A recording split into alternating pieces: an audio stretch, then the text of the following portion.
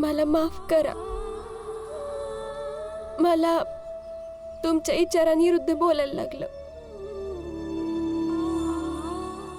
पण त्या मुलाच्या डोक्यात आज काय कोडं पडलं असेल? शिक्षण निरुपयोगी असतं. खूप खूप मोठं पाप घडलंय आपल्या हातून. सगळ्या जगाचा ठेका आपण नाही घेतला. तो मुलगा तुम्हाला भेटण्या अगोदर काही करत होता आणि ह्याच्या नंतर बी करन. आता तो आणि त्याच्या घरचे बघतील. चुकीचं बोलतीयस तू.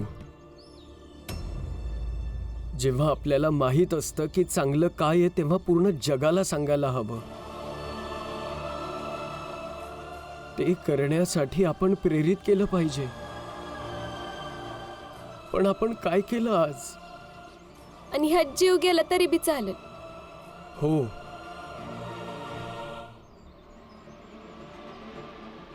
हो, कारण प्रत्येक दिवस मृत्यूच्या भीतीने नाही जगता येत. मग न घाबरता मारायचं काय? मला वाद नाही घालायचा आणि नाही शिकू दे दुनिया. जीव धोक्यात घालून समजवणं हे मी नाही होऊ देणार. चला. हे बघ बाळा, हे जे खालच्या जातीचे असतात ना, ह्यांच्या बोलण्याला काही अर्थ नसतो. कधी हे बोलतील, कधी ते बोलतील. तर विश्वास आपल्या बरोबरीच्या जातीच्या लोकांवर करत जा.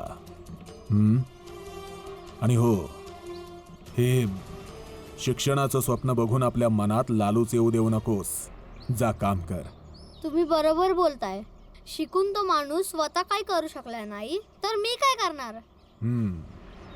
आणखी एक गोष्ट लक्षात ठेव. अशा खालच्या जातीच्या लोकांना दादा म्हणून बोलवत नको जाऊस. लक्षात ठेवेन. जा.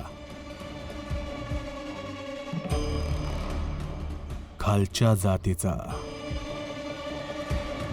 आमचं म्हणणं ऐकायला नकार देईल काय? हे रमान भीम अजून का नाही आले? जावा ना, हुडकून आणा. हुडकलं तरी कुठं हुडकणार? ठाव नाही कुठं असतील. अरे कुठे असेल ते जाऊ द्या. हा विचार करा की कसे असतील ते लोक. इथे येऊन आम्हा समध्यासनी हाणून निघून गेले आणि तिथं रामा आणि भीम दोघे एकटच आहेत.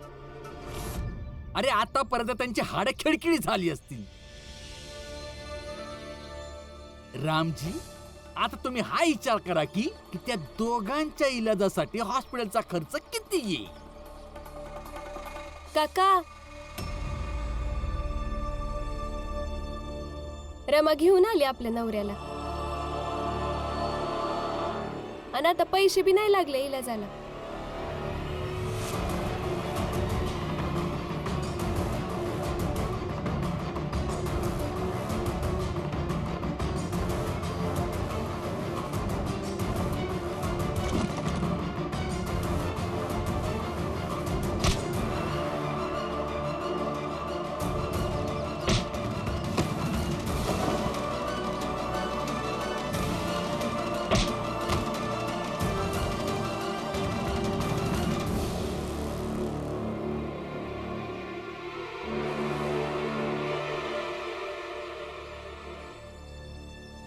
भीम, मला अगोदर ह्यो सांग, कोण होता तो? सांग. उच्च जातीच्या दमाने भरलेले व्यक्ती होते. पण तुला असं बांधून का घेऊन गेले? कारण की मी त्यांच्या जातीच्या कुठल्या तरी मुलाला किंवा कोणालाही हे सांगू नये, त्यांनी शिक्षण घेतलं पाहिजे आणि काम नाही केलं पाहिजे.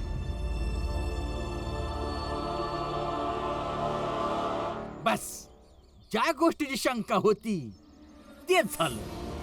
मला तर ठाव होत की एक ना एक दिस भीमाचं शिकणं आपल्या समध्यांसाठी लय मोठी अडचण होऊन जाईल. आता बनली ना? बरोबर हा हितेश भाऊ. या भीमराव पायी मला किती मारलं, किती जोरात लात मारली की अजून बी पोट दुखतंय. मला तर मारलं पण आणि माझं दुकान पण फोडलं. काका, तुम्हाला हे सगळं दुःख, त्रास, वेदना ह्या सगळं माझ्यामुळे झेलावं लागलंय. पण बर काय?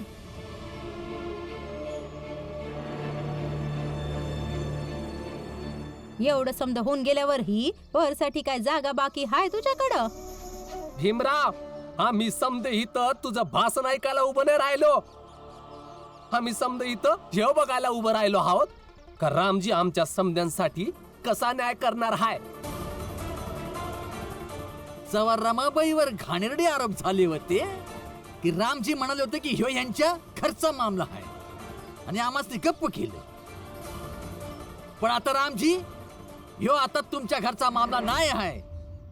ही गोष्ट आम्हा समध्यांची आहे.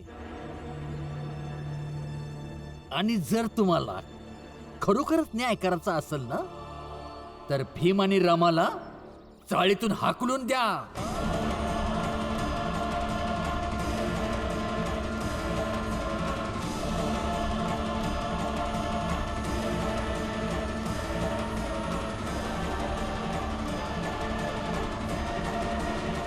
पर हितेश, ह्यो निर्णय चूक हाय. तर मग काय आपण ह्यांच्यामुळं कायम अडचणीतच पडायचं का? असे कसे बोलू शकता तुम्ही? ह्या चाळीत आधी बी असं व्हायचं, आणि आता काय बी झालं तर आमच्यावरच खापर फुटतं. व्हायचं, पण आधी कोणी असला नव्हता जो जाऊन अडचणीसने आमंत्रण देतो या. आणि या भीमची तर सवयच आहे, सारखा ज्ञान देत राहतो आणि अडचण घेऊनच येतो. या घेऊन आला ना, आता हा ह्याची सवय सोडणार नाही आणि ते ह्याला सोडणार नाही. आणि ह्याच्या नादात आपण का मार खायचा?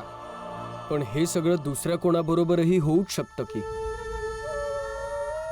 की बाहेर कोणी काही बोललं आणि त्याचा बदला घेण्यासाठी लोक इथे येऊन अशा प्रकारे तोडफोड करतील. पण याचा अर्थ असा नाही होत की त्या माणसाला आपण चाळी बाहेर काढू. हे तर योग्य नाही ना. उद्या जर तुमच्यापैकी कोणाबरोबर असं झालं तर काय करणार?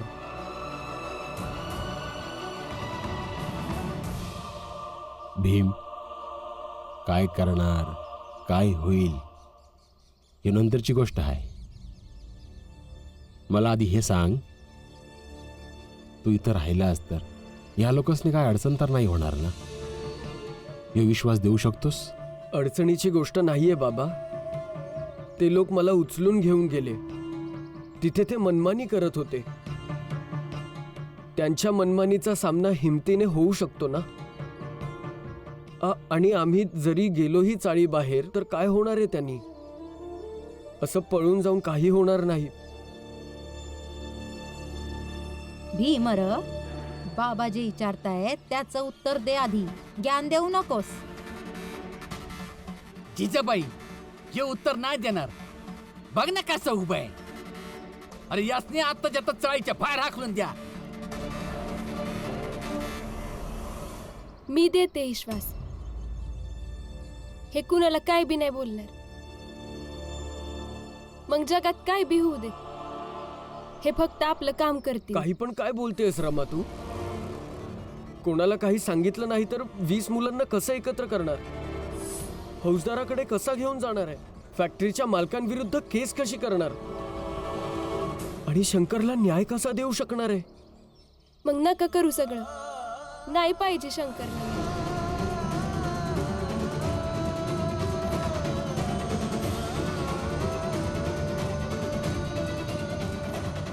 चाळवाल्यांनो, बघा बघा या भीमरावाला. याला न्यायाची अशी भूक आहे की जवळ आपल्या समध्यांचं जिन हराम करणार नाही तवर यासनी चैन पडणार नाही. तुम्ही निवांत राहा आणि माझ्यावर विश्वास ठेवा. का आता काय बी नाही होणार. आम्ही जसं बोललो तसं आम्ही करून आलो. आता हा विषय इथंच संपला आणि इथून पुढं अशा गोष्टींशी ह्यांचा संबंध नाही.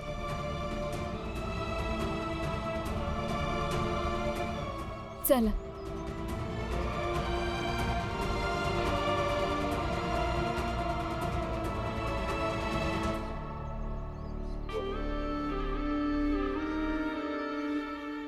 हा विषय ना संपलेला आहे आणि ना कधी संपणार. त्या भीमरावचं नाक खूप उंच आहे. मला फक्त हेच आवडलं नाही. माणसाचं नाक त्याच्या जातीच्या हिशोबाने उंच असावं. तो तर काहीच बोलला नाही, पण त्याची बायको सगळं काही बोलत राहिली. आता नीती तर हेच सांगते की असा त्याचा गळा दाबावा की पुढेही काही बोलू शकणार नाही आणि सुटणारही नाही. आभारी आहोत.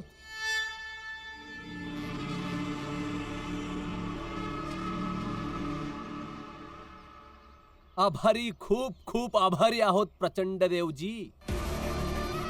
तुम्ही तो खजिना आहात ज्याला मी कधीपासून शोधत होतो. तुम्ही जे त्या भीमरावाला बरोबर केलत ना, त्या गोष्टीमुळेच तुमच्यासाठी माझ्या मनात आदर वाढलाय आणि म्हणूनच मला तुमचा सन्मान करायचा आहे.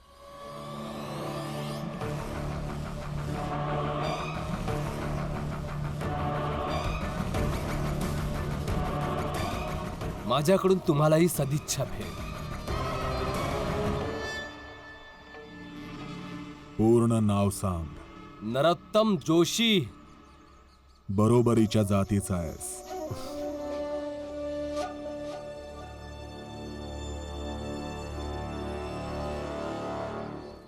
चला, कमीत कमी भीम आता सारखं सारखं ज्ञान वाटप करणं तर थांबवल. बडबड बंद होईल त्याची. शांत राहील. नाही आई, मला नाही वाटत की भीमभाऊ शांत राहायला सुरू करतील. मला तर वाटतं. बघ, त्याची बायको रमा स्वतःच या गोष्टीची काळजी घेईल. कारण रमाला समजलंय या वेळेला भीमची गाठ मामुली माणसासंग नाही पडलीये, म्हणून त्याला शांत तर राहावंच लागल. मला हे जाणून घेऊन चांगलं वाटलं की तूही भीमरावचा शत्रू आहेस. आणखी काय माहिती आहे तुला त्या भीमराव बद्दल? तो काळा दिवस मला अजूनही आठवणीत आहे. कॉलेजमध्ये भेटला होता तुम्हाला. सायन्सच्या वर्गात सूक्ष्मदर्शक यंत्रात आपले डोळे खुपसून बसला होता हा एका छोट्या जातीचा विद्यार्थी. तिथूनच फरफटत धक्के मारून बाहेर काढून दिलं त्याला. तिथेच जमिनीवर पडला तो. मुठभर आहात, कुठवर वाचवणार याला? आम्ही केवळ मूठभर नाही आहोत जोशीजी. खरं तर आम्ही एवढे जास्त आहोत की तुम्ही आम्हाला मोजायला घाबरतात.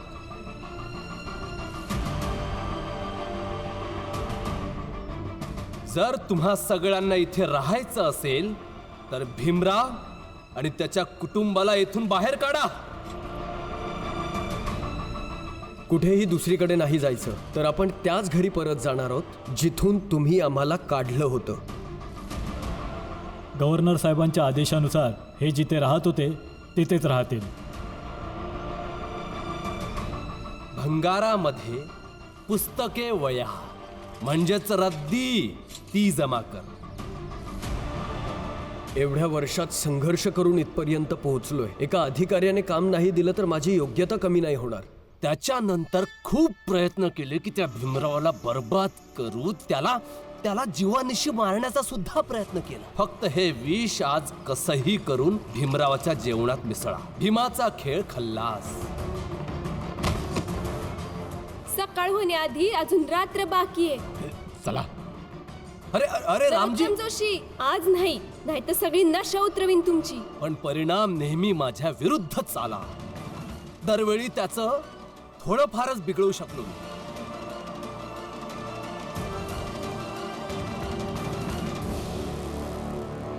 इथेच तू मात खाल्लीस नरोत्तम. ज्यांच्याकडे समर्थक असतात ते शक्तिशाली असतात हे तर तुला समजलं, पण तुला हे नाही समजलं की ज्याच्याकडे विरोधक असतात तेही शक्तिशाली असतात.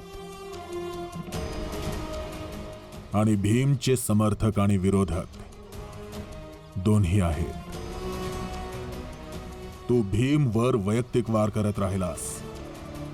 खरं तर वार तुला दुसरीकडेच कुठेतरी करायला हवा होता, जिथे मी करणार. धर्माची धुरा त्याच्याकडेच असते ज्याच्यावर अनेक लोकांचा विश्वास असतो. आता तेच होईल. धर्म आपला आणि विश्वास त्या खालच्या जातीच्या लोकांचा.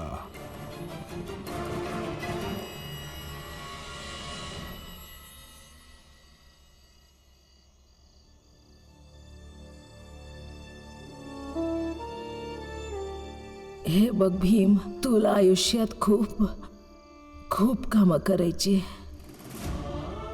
स्वतःसाठी नाही, दुसऱ्यांसाठी. आजपर्यंत आपल्या हक्कासाठी लढाई लढली आहे, पुढे पण लढत राहा. आपल्या समाजाला या नरकावानी जीवनापासून मुक्ती मिळवून दे. काय बोलतीन ही? ह्यांच्याकडे बोलायला काही नाहीये. तू शिकत बसशील तर काय नाही होणार. आज उपाशी राहावं लागन. हे लय शिकलेले आहेत,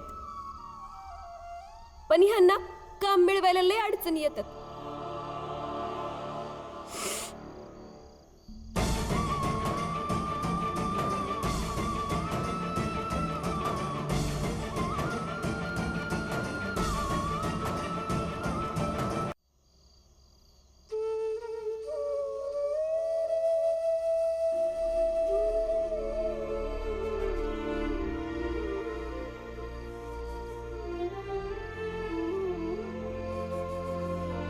मला माहितीये तुम्ही काय विचार करताय ते.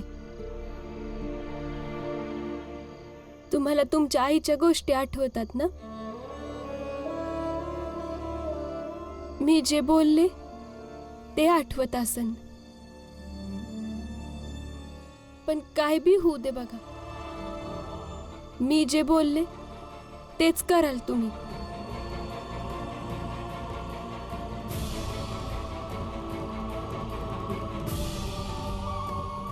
भीमराव आंबेडकरांवर अख्ख्या जगाचा हक्क असावा असं मला बी वाटतं.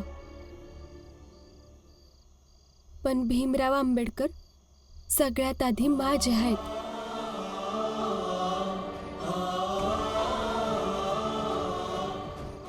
त्यांना काही झालं तर हिवरामा नाही राहणार.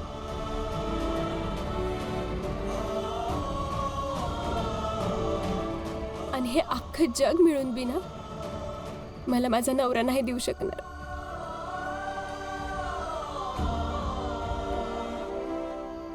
म्हणून फक्त माझ्यासाठी तुम्ही माझं ऐका.